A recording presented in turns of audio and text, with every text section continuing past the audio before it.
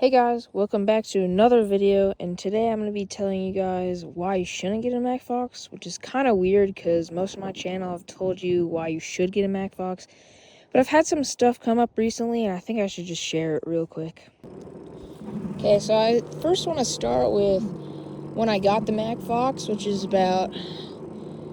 back in August, so a few months ago, and it was a great bike. I had lots of fun.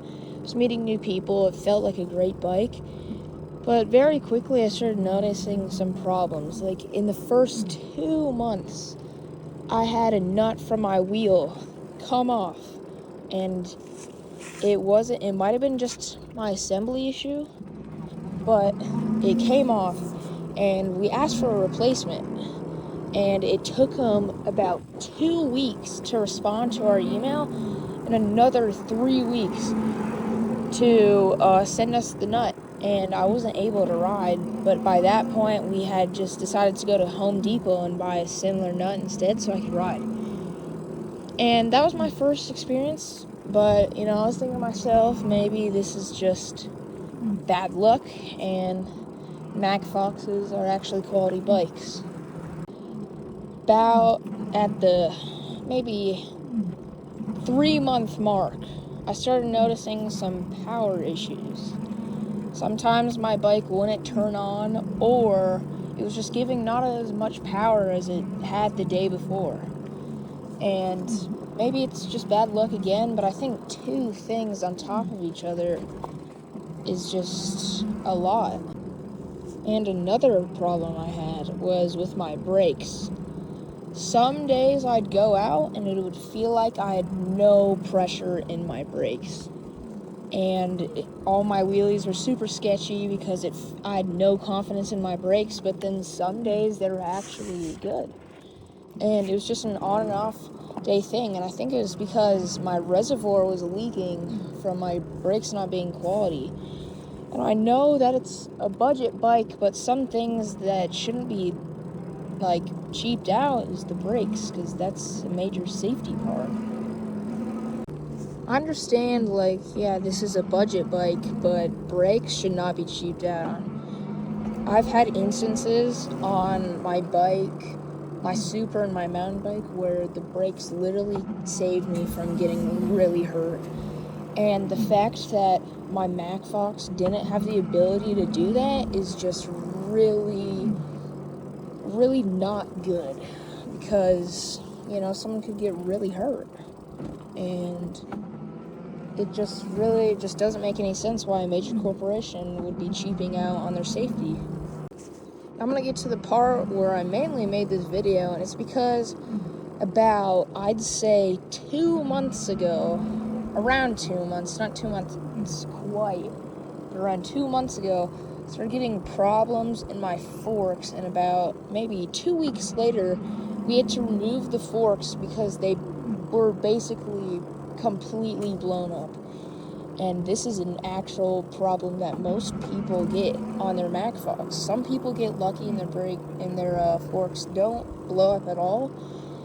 But I've seen so many people on the internet and on YouTube, on TikTok, just complaining about how Macfox forks blow up around 400 miles, which isn't a lot at all. 400 miles is brand new for an e-bike. Blowing up around 400 miles, and Macfox support isn't doing anything.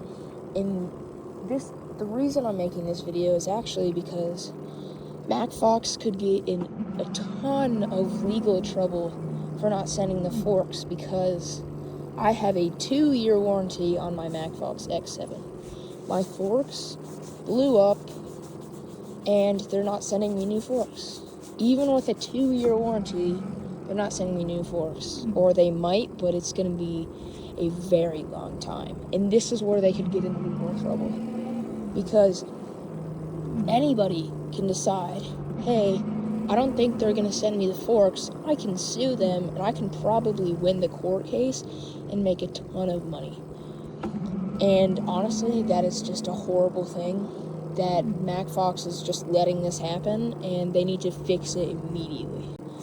In conclusion, even though Macfox makes great budget bikes, I really think that you should look at something else, because if something breaks on your Macfox, their support is horrible and it'll take you a long time to find a replacement. Like, especially on my forks. If I want to get new forks, I have to buy new forks, new wheels, and tires, because the forks only fit a 5-inch tire, and it's a special type of linkage that's custom and no other forks have it. So if, like, most people with Macfoxes, they either have to buy a whole new wheel, forks, and tires just so they can ride again, or if they get lucky, like maybe 3 months later, Macfox finally sends them the forks. And honestly, I think that you guys just shouldn't have to go through all this bad stuff that Macfox is doing right now, and I think you should just look for another bike until they can figure out their customer support and how to not make their parts break as easily. Because I've had this experience a lot with my parts, and all my other friends with Macfoxes also have this problem. And, you should look into, like, used supers cost the same as a brand new Macfox, and I got this bike, which is usually $4,500 brand new, for $1,800, and it's a great bike. It's great quality, and I got it for the same price as a brand new X7, which is like crazy, because you can get such a better bike with only a few hundred miles on it, and you won't have to worry about all this forks breaking down, horrible customer service, all that. Or you can just invest into like a Ridstar, because Ridstars, yeah, they're kind of crappy, but it's easy to replace their parts. Even if the customer service doesn't respond, you can literally just buy new forks. You don't have to buy a whole new wheel and tires and forks. You only have to buy the forks. So, or you could just wait it out, and maybe I'll make an update someday telling you that it's a good time to buy a Macfox, but right now you should not buy a Macfox for your budget bike. You should definitely get something else, because Macfox does not make good bikes. I want to thank you guys so much for watching. I know this is a crappy video, but I just had to make it. I couldn't stay silent about this. I had to tell everybody, because it's a really frequent problem. Not a lot of people are talking about it right now, so yeah. Thank you for watching, and I'll see you in the next one.